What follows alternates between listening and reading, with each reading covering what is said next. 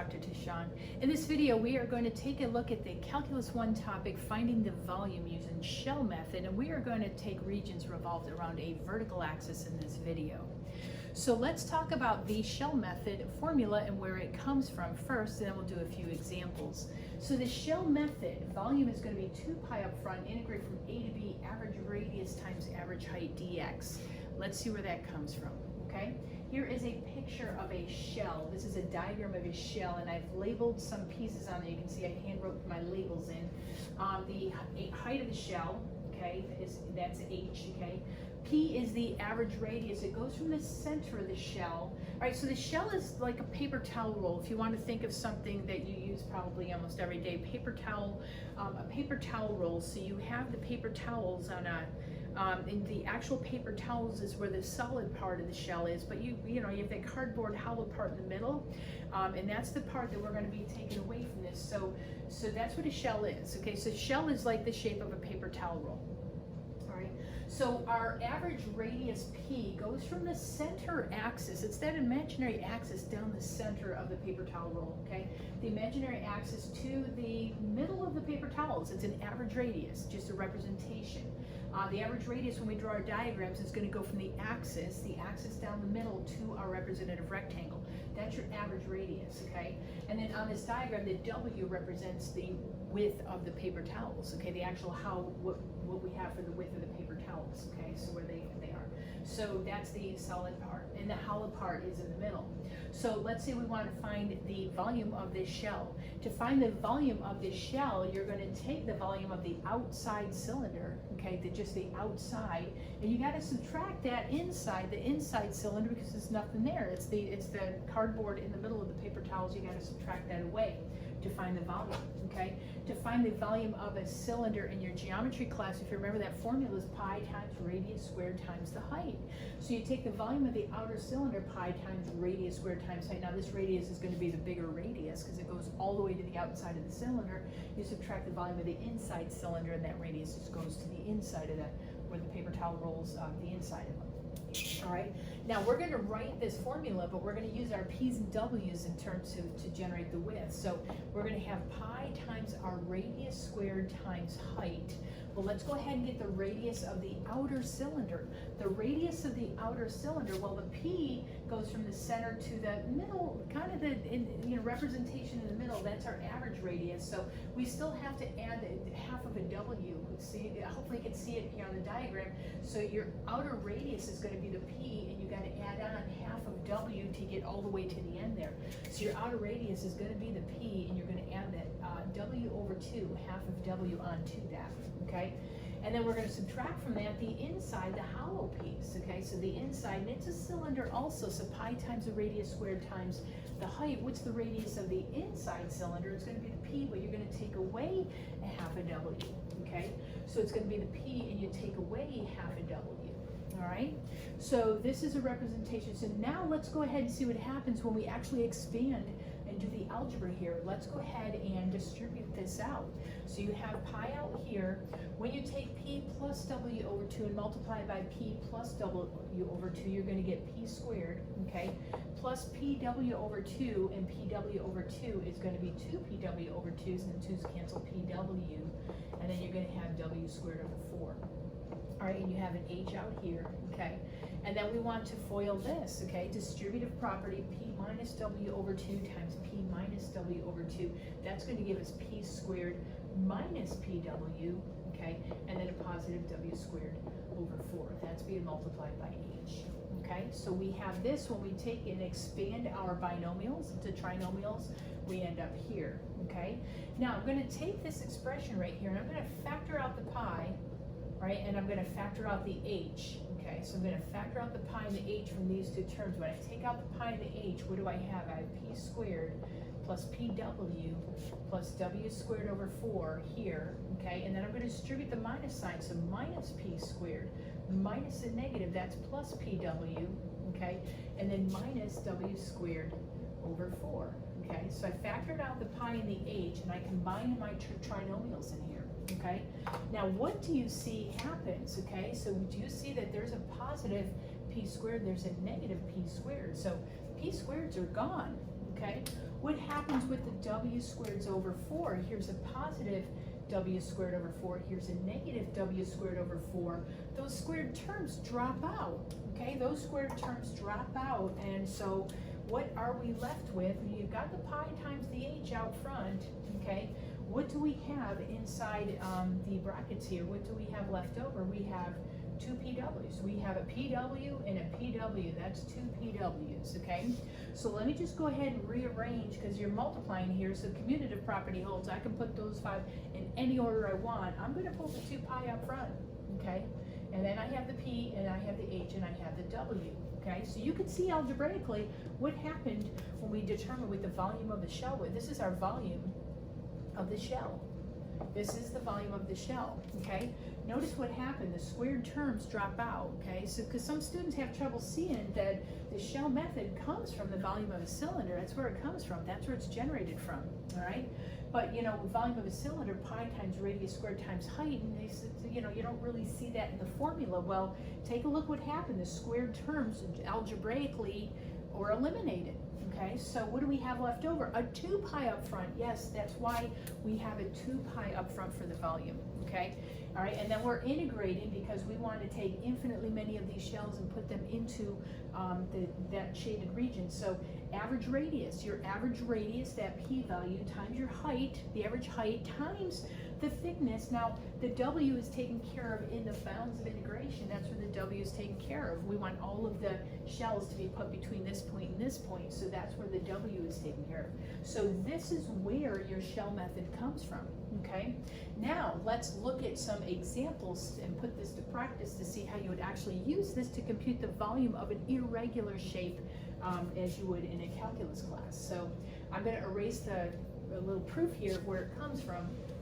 All right, and then let's look at a couple of examples, all right, a couple of examples, because we're going to use a vertical line example so we can keep everything in terms of X in this video. But let's look at a couple of examples so we can move that vertical line around, okay? So we're going to, example number 1. So example number 1 right here, we'll actually do the integration on a graphing calculator also.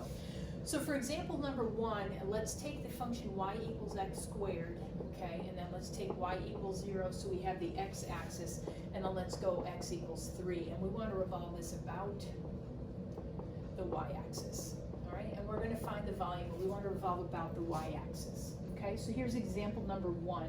So we want to start by sketching the diagram. If you don't know what the sketch of the diagram looks like, well, we probably will here, but I mean, you can resort to a graphing calculator. Y equals x squared is a parabola. It sits on the origin, okay? It's a parabola. It sits on the origin.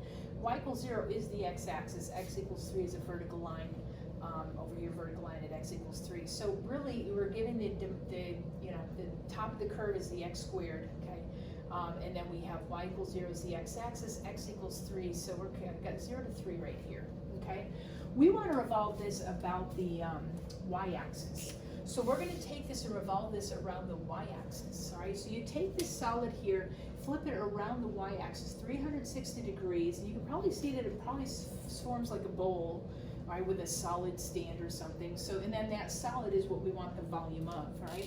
Now, we generally usually put a representative rectangle in our region, okay? Your rectangle goes parallel. You're going to draw it parallel to the axis of revolution, so we'll draw it this way, okay?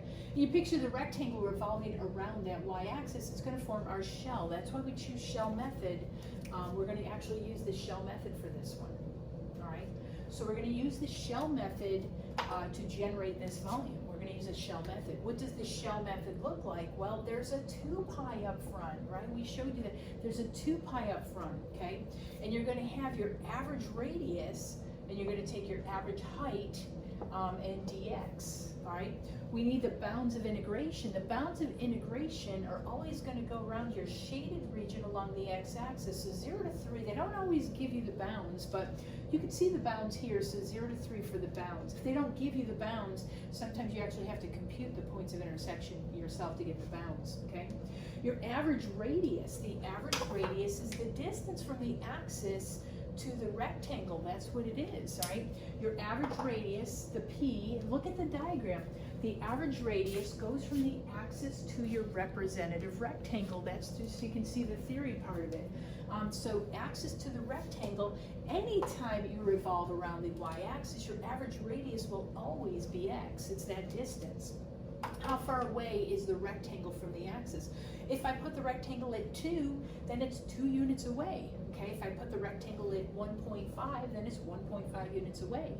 Right? If I put the rectangle at 2/3, then it's 2/3 away. If I put the rectangle at 1, then it's 1 unit away from the axis. Okay, I don't know where I put it. I put it at some arbitrary spot x. Okay, so it's x units away from any time you revolve around the y-axis. Your average radius is always x. Okay, what about the height? What about the height? Okay, what is the height? Well, it goes from the x-axis up to the function, and when you're going from the x-axis to the function, it's represented by the function that it's going to, and the function it goes up to is x squared. Okay, anytime your rectangle is sitting on the x-axis, then the height is just going to be the function that it goes to. Okay, and so this is how you set it up. 2 pi up front. Your bounds of integration are along the x-axis around this shaded region every time. Average radius is the axis to your rectangle. You saw that, okay? And then your height of your representative rectangle. And you're writing all of this in terms of the function. And then we are going to get our answer. So get our answer, just plug it in your graphing calculator because we're practicing to use our graphing calculator. So here's my TI-89, okay, so graphing calculator. So there's a 2 pi up front, okay, so I like to put it there so I don't forget about it, okay. So type in the 2 pi up front, then we're going to multiply that by, for the TI-89 here, you're going to hit that F3 button and choose number 2. That's your integration, okay, and what do we type it in here? The average radius is x. That's going to be multiplied by your height is x squared, okay.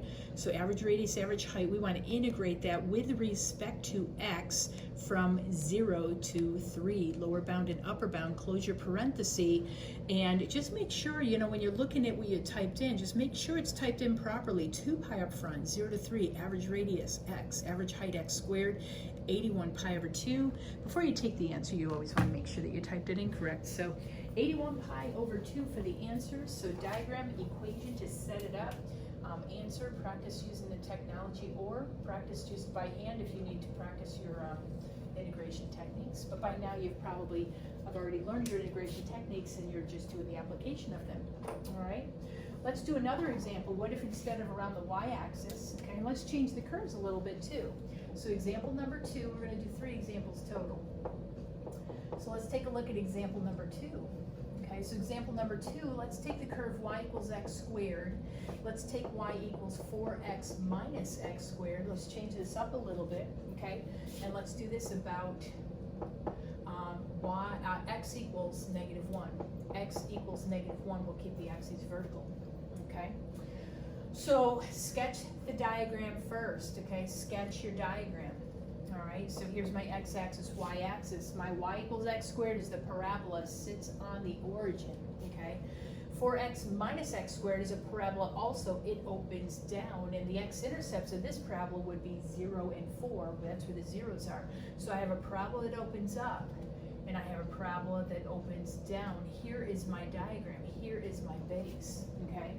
I want to take this shape right here and I want to revolve this about x equals -1.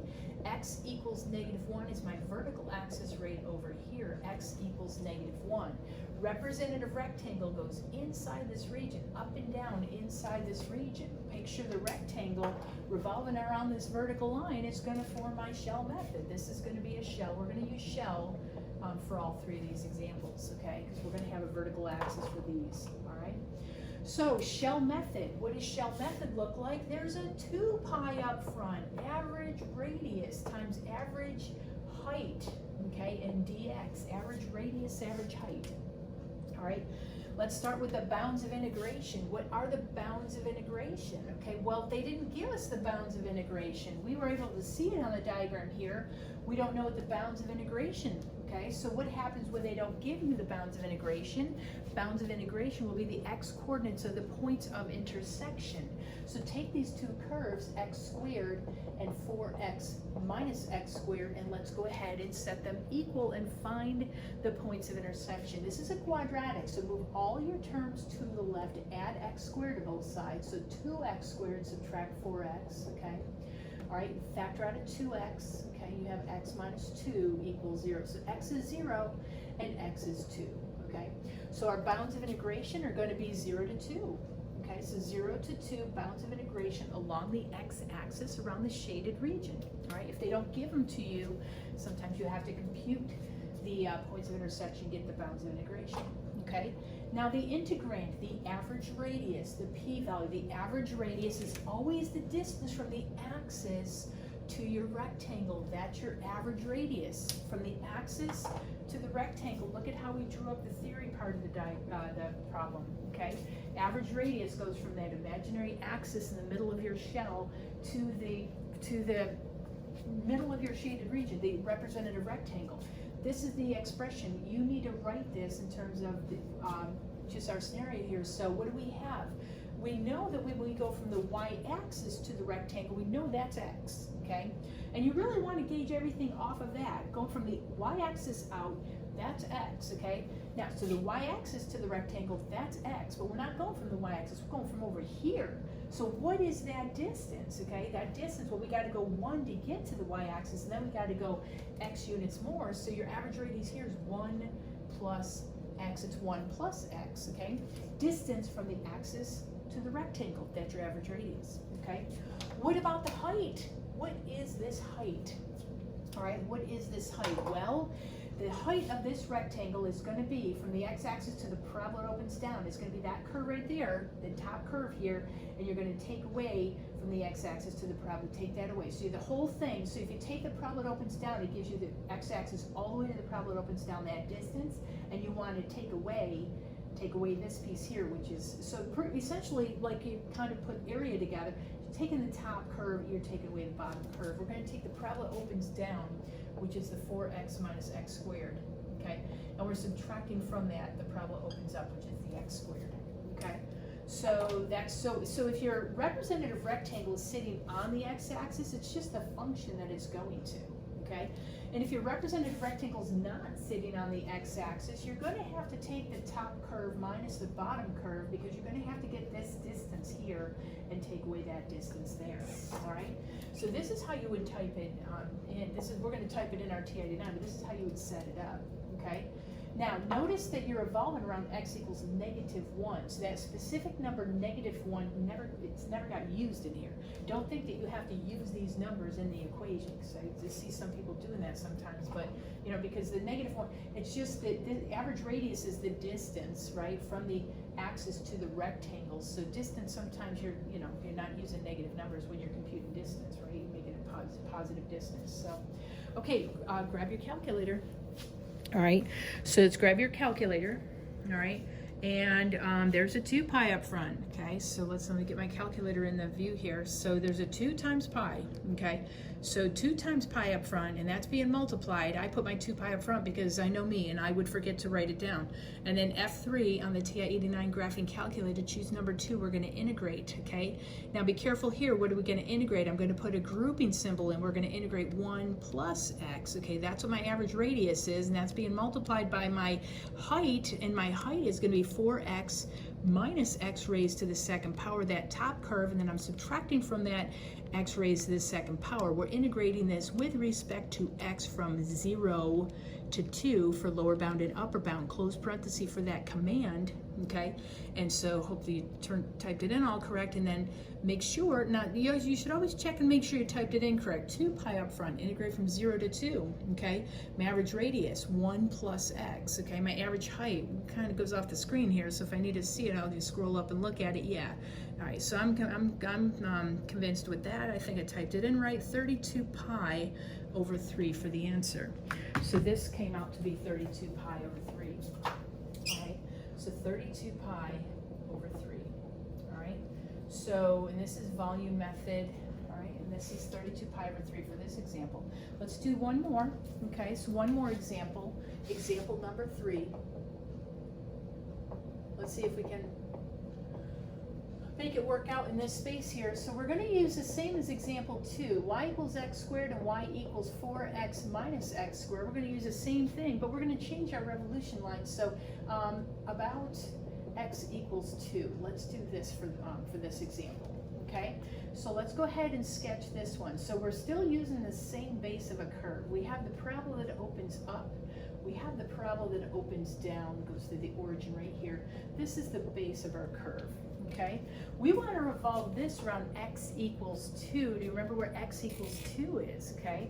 X equals 2 is, you know, the bounds of the points of intersection were 0 to 2, right? So where is x equals 2 going to be? Well, it's going to be straight through that point of intersection, right through here, okay? So we're going to revolve this around x equals 2.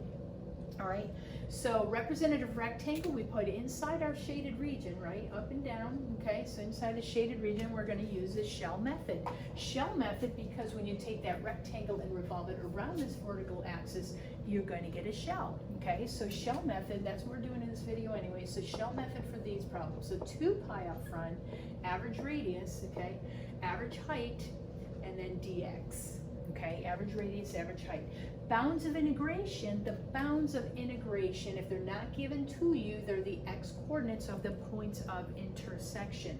So the bounds of integration, 0 to 2, okay? Your average radius is the distance from the axis to the rectangle. The axis to the rectangle, this is the average radius for this problem, okay? So what do we have here for an average radius here? Average radius, let's see, what is this going to be? That space right there. Well, take the whole thing 2, right? 2 and take x away. Remember that when you go from the y-axis, that distance is x, okay? And everything's kind of based on that, okay? So when the axis is over here, take the whole thing, that's 2 units. From the y, that's 2, take away x, okay? So 2, take away x, and that's your average radius, okay? What about the height? What about the height? Okay, well, since it's the same problem as over there, you remember from what we did from over there. So what is the height of my representative rectangle? It's going to be that parabola that opens down. I'm going to subtract from that. The parabola opens up, and I'll have my rectangle left over, okay? So it's going to be the 4x minus x squared. The parabola opens down minus the parabola that opens up, okay? So that's what we end up with this setup here. Okay, and then let's go ahead and use our graphing calculator. Okay, so we're using the TI-89. All right, so let's use our graphing calculator. All right, I'm going to get the last problem out.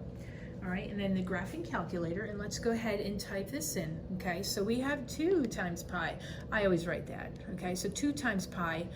I always type it in at the beginning because I don't want to forget about it. And then these calculators here, these TI-89s, you hit the F3 button. Okay, choose number 2. We want to integrate, so choose number 2, and integration sign comes up.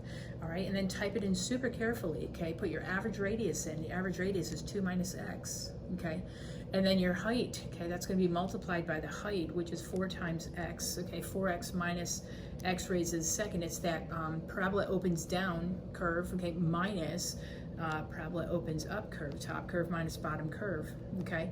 We want to integrate that. We want to integrate that with respect to x, okay? From lower bound is 0, upper bound is 2, close your parenthesis. So there's your little entry line as to how you type that in. You hit enter, okay? And just make sure it's typed in correct. So you want the 2 pi up front, integrate from 0 to 2, okay? Average radius 2 minus x. Average height is top curve minus bottom curve, okay? 16 pi over 3. 16 pi over 3 for this answer, okay? So 16 pi over 3 for this volume, all right? Whew. All right, well, there you have shell method. We saw where it came from, okay, and we derived where it came from, so you can see why the pieces are what they are. It comes from the volume of a cylinder, but not so obvious in the formulas, right, because of the squared terms dropping out. So I just want to show you where it came from.